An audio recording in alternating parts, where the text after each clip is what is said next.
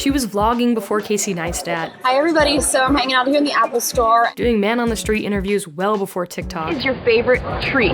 Probably bread pudding. I've really never met a bread pudding that I don't love. And even live streaming before Twitch. And by the time I started my tech journalism career in 2017, iJustine was a solidified face in the YouTube tech space. I mean, Tim Cook says it best. She needs no introduction because her creativity and her insights and her passion for technology are extraordinary and known to everybody in here, I'm sure. Justine is a creator who has blazed the trail for not just tech creators, but pretty much any type of creator. Because at some point or another, she has literally tried it all. And that has given her the confidence and this sort of unconscious know-how to endlessly create. I'm Becca. This is the last episode of my creator series, and it is also my last video for The Verge. And I could not be more honored that it's about a creator I have watched my entire career. This is the story of iJustine. I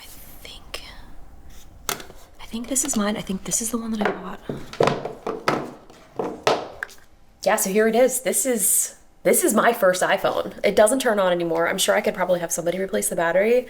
But this is kind of, I don't want to say where it all started, but it sort of gave me that motivation and realization that there was something here. Knew I had something here. It's a term that I've heard a lot of creators say. There seems to be this moment in all of their careers where a piece of content does really well and it gives them the confidence to keep going.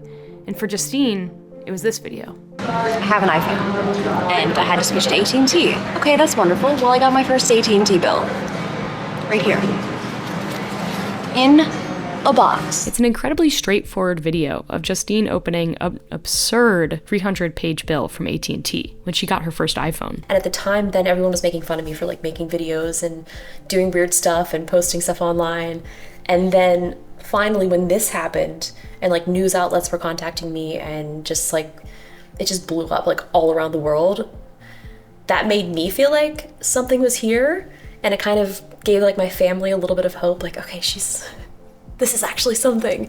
And since that moment, Justine never really stopped creating. In fact, something I noticed very early in the day was that her content making brain is always on. Oh, there's actually a TikTok that I wanted to do with some of these things, so I might be able to do that as well. And it's been on for a long time.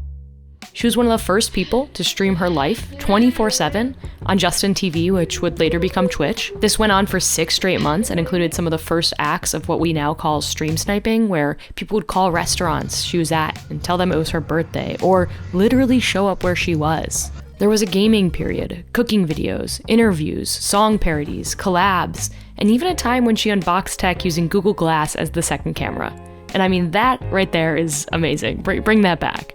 But throughout all of that, it's her love of technology that has been both the most successful content she's made and what she's most personally interested in. You have so many Apple Pencils. Okay, so that might be my prized possession.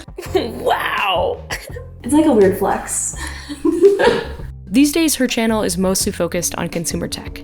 And the day I was hanging out with her happened to be the day she was picking up arguably the most talked about piece of tech this year. Look, there's a Cybertruck behind us! No way! They're getting in behind us! I want to let him know I'm going to get mine right now. We're gonna be cousins! I'm going to get one right now! I'm going to pick mine up right now! Dude, I'm so psyched! Bye! Nice to meet you! I made it weird. Now look how friendly that person was. I made it super weird. No way, they were excited. With her sister and fellow creator Jenna in tow, we headed to a Tesla dealership in LA to pick up Justine's Cybertruck, a relatively controversial car these days. It's hard because I definitely don't support everything that Elon supports, but the tech is really good. Yeah, and also just reading the comments of how much people don't like it. Make you nervous? I mean, money is already in their bank account. And I feel like, you know, at some point, I mean, I don't know. I don't know. Using a Sony a7S Mark IV with a 24-70mm f2.8 lens, Justine was filming her Cybertruck pickup in her vlog style, meaning that her and her sister take turns filming Justine's experience. A little look, Jess. Little look-see. Okay, here we are. can fit golf clubs or a small body. The first thing I noticed about their vlogging style is that there's absolutely no planning and very little directing. After well over a decade of doing this together, they sort of just dance around each other, never even having to do a second take. Hey, Jess. What's up? Don't you touch it. No, this stays on. You can't leave that on. Yes. You cannot leave this on. Yes, I can. You're not gonna be able to. I'm gonna take that off once it doesn't feel like it's gonna melt. I have left the Tesla one on my car for the past 3 years. You cannot leave that and on. Jenna keeps trying to take it off of me, and I'm like, no, you're absolutely not. They are incredibly well practiced at creating content, Are you video or your photo? Photo. instinctively shooting both photos and video. Okay, video? Yep. Ready, go. Just doing a little test, walk around, just picked it up. Remembering to screen record when they were setting things up on their phones. Do a little screen record here. And of course, stopping for intrusive noise.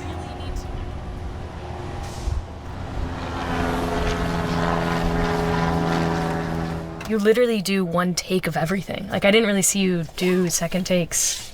For vlog stuff, there's, rarely ever 2 takes. But if it's like something scripted and planned and like an actual review, I'll definitely do several takes, especially trying to like memorize specs and stuff like that. I'm like, that wasn't right. I didn't like the delivery, do it again. But I feel like these kind of follow me around type kind of little vlogs, it is what it is. She's so good at being natural and giving a genuine response on camera while also having the YouTube and content creating smarts to know how to capture those moments. And I think that is what has allowed her to continue to upload YouTube videos all the way from 2006 to now. I mean, I don't know a single other person who has done that. And she's not just good at doing it for herself either. She was doing it for me. For example, our day actually started at a jiu-jitsu class, and I brought my camera with the intention of filming it. But then we got there, and I got so busy living the experience that I completely forgot about filming it. But Justine didn't. At one point, she literally had me in a chokehold, and she said, "You should film this. You could title it, iJustine put me into a chokehold." So I did. I ran over my camera, I set up a really crappy shot, and I filmed it. And that moment didn't end up being a large part of my story, but it certainly is a core memory. And it could have been more, provided I would have filmed more, I'm sure. And then there was this moment a few hours later when we were watching old videos of hers and reading the comments. And I was so enjoying learning how Justine thinks about commenters and her first videos that I wasn't even thinking about the lighting or the audio, but Justine was.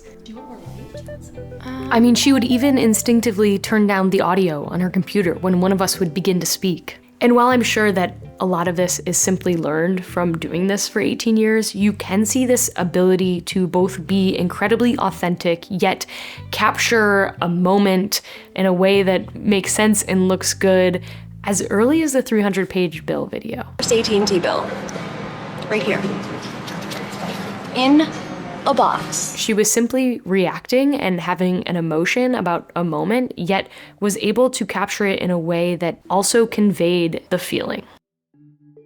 To be present and authentic while also capturing a moment is incredibly hard to do, something that I certainly have struggled a lot with.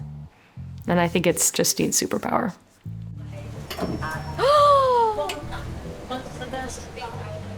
Dude, that's a perfect cut. That's a perfect cut. That is an absolute perfect cut.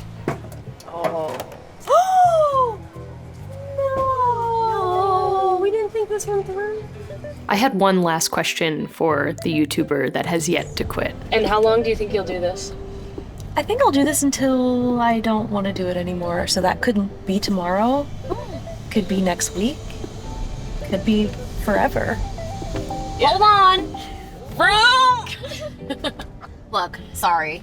This time just keeps ticking. I saved us 6 minutes, but 37 minutes late. With that, concludes my last video for The Verge. I want to thank you so much for supporting me and believing in me. It has never been lost on me how lucky I am to get to do this job and for all of you to want to tune in.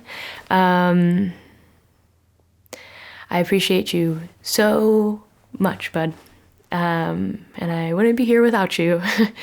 I hope you'll stick with me, and I hope I'll see you on the next one. Okay. How was the review?